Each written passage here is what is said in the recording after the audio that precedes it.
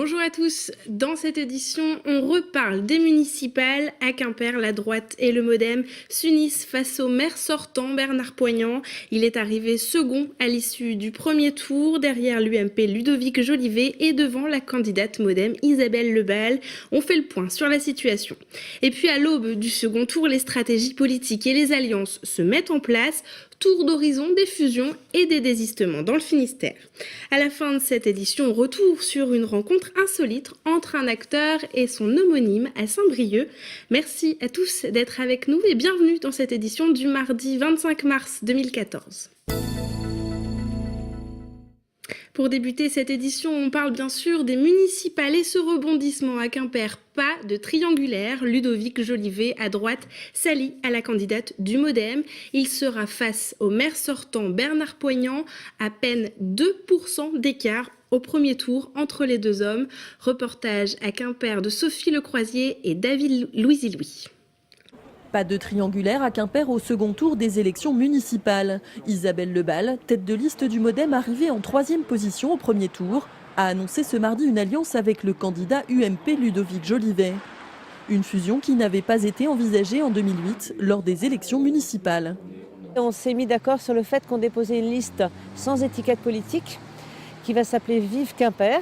On s'est mis d'accord aussi quand même assez facilement sur la maîtrise des impôts, le développement du centre-ville, l'arrêt du schéma transport et puis des objectifs en termes d'action sociale sur l'agglomération. Tout ne semble pas encore aussi simple. Sur le dossier de la vidéosurveillance notamment, les avis des deux nouveaux alliés divergent. Il n'y aura pas de caméra. Nous, on n'était pas favorables. Par contre, on va travailler à la police nationale. Dans les bus, il y a déjà de la vidéosurveillance dans l'accès du cœur de ville, dans les parkings du cœur de ville. Donc, ce n'est pas un problème d'être pour ou contre la vidéoprotection. C'est les endroits et le nombre de caméras et qui se trouve derrière ces caméras. De son côté, Bernard Poignant, maire PS sortant, en ballotage au premier tour, privilégie une alliance avec les écologistes. C'est un duel auquel les Quimpérois sont confrontés, si je puis dire, dimanche prochain, avec pour eux le choix de leur maire.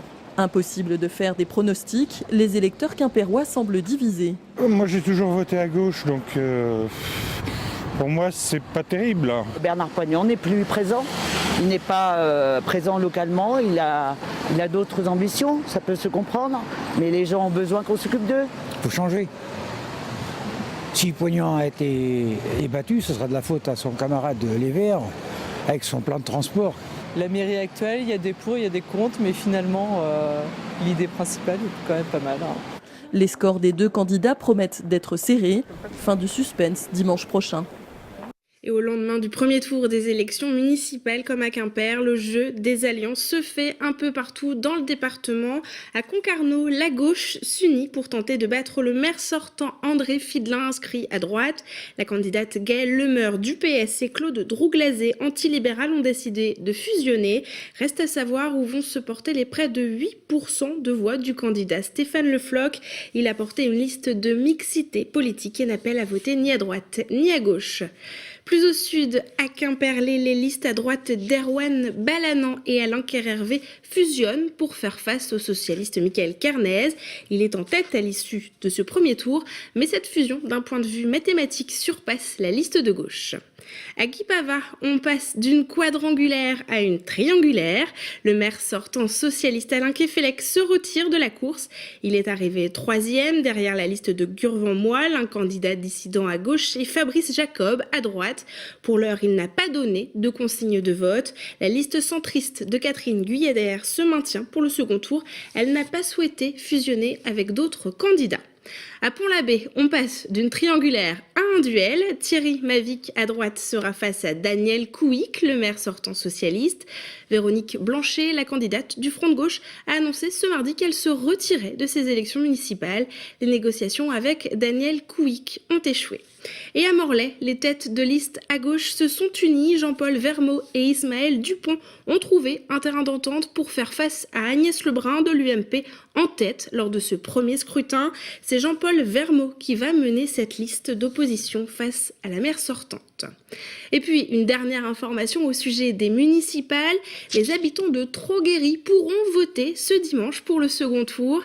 La commune des Côtes-d'Armor n'avait pas de liste déclarée pour le premier tour. 3 localités étaient dans cette situation dans ce département. Une liste s'est déclarée cette semaine. C'est Serge Henry, premier adjoint, qui se lance. Dans le reste de l'actualité de ce mardi, une partie des salariés d'Eau du Ponant est toujours en grève. La société publique locale gère le traitement et la distribution de l'eau sur l'agglomération brestoise. Au cœur des revendications, les négociations salariales. Frédéric Lorenzon a rencontré ce mardi salariés et direction. Grève reconduite ce mardi matin par les grévistes affiliés à la CGT de la société Eau du Ponant à Brest. Les 50 salariés grévistes assurent le traitement et la distribution d'eau sur l'agglomération. Ils réclament des augmentations salariales plus équitables. Les salariés, depuis quelque temps, veulent partir en conflit. On freine, nous, la CGT des deux pieds, pour justement essayer de ne pas que ça arrive. On restait dans un esprit de discussion. Arrive maintenant la période de la NAO au niveau des négociations salariales chez nous, collectives. Et donc on espérait avoir une politique qui soit égalitaire. Il y a une enveloppe cadre, une enveloppe non cadre, et nous on aimerait bien que tout le monde soit logé à la même enseigne. Une réunion devait avoir lieu ce mardi, mais elle a été déprogrammée par les grévistes. La direction ne comprend pas ce mouvement. Elle estime que tout a été fait pour aboutir à un accord salarial. Socialement, il n'y a rien qui justifie une telle pression. On a proposé que les cadres aient une augmentation équivalente à celle des non-cadres, c'est-à-dire de 1,3%. Il y a très certainement des éléments, culturels ou liés à la communication, parce qu'on vient tous d'horizons différents.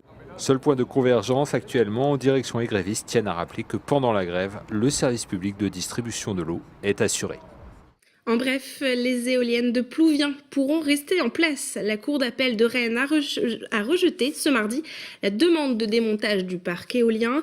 8 éoliennes ont été implantées sur la commune en 2007. Une association demandait le retrait de ces structures et invoquait la loi littorale. Le Conseil d'État avait donné raison à l'association, mais le tribunal de Rennes vient de valider le permis de construire. Quand Samuel Le Bihan rencontre Samuel Le Bihan, l'acteur a décidé de rencontrer son homonyme, un sapeur-pompier de Pontrieux dans les Côtes-d'Armor. Il en est ressorti une vidéo très amusante. Anne Burlot a rencontré Samuel Le Bihan. Samuel, enchanté. Enchanté également. Vous êtes Samuel Le Bihan. Eh oui, je suis Samuel Le Bihan. Vous êtes le vrai Samuel Le Bihan. Le vrai. C'est l'histoire de Samuel Le Bihan, célébrité nationale, qui part à la recherche de Samuel Le Bihan, figure locale de Pontrieux. Cette vidéo humoristique circule sur la toile depuis quelques jours et fait l'effet d'une petite bombe sur la commune. À l'origine de ce buzz, un coup de fil des plus surprenants. En fait, un homme m'a appelé au téléphone en se présentant comme étant Samuel Le Bihan, l'acteur. Mais bon, ce genre de blague m'étant déjà arrivé, j'ai tout de suite cru à un canular. On m'a donné rendez-vous au centre de secours samedi matin à 10h et donc évidemment, j'y ai pas cru. 4 jours plus tard, le chef de la brigade des sapeurs-pompiers découvre qu'en fait tout ça n'a rien d'une plaisanterie. Surpris, mais pas intimidé, Samuel et ses comparses se laissent vite prendre au jeu et à l'autodérision. On adore ce que tu fais, Samuel. Merci les mecs. C'est vrai que t'es un super mec. Absolument rien n'était préparé, donc l'ensemble du tournage a été quelque chose pour nous d'extraordinaire. En fait, la plupart des gens qui ont participé à ce clip, très honnêtement, je les avais jamais vus rire autant. D'avoir l'acteur et notre chef de centre, les deux réunis, c'est du pur bonheur, quoi. Ce clip parodique, c'est aussi un gros coup de pouce de donner aux pompiers de Pontrieux. Toujours en quête de nouvelles recrues. C'est un outil de communication. Je pense que tous les moyens doivent être mis en œuvre pour faire connaître notre activité et permettre évidemment son développement et le recrutement de nouveaux sapeurs-pompiers. Les soldats du feu songent même à embaucher l'acteur. Alors, je suis engagé ? Non, je crois pas. Comme parrain la caserne, c'est plus crédible. On se quitte avec cette jolie histoire. Merci à tous de nous avoir suivis. Pour revoir nos éditions www.tbotv.fr. On se retrouve demain pour un nouveau point sur l'actualité. Excellente soirée sur TBO.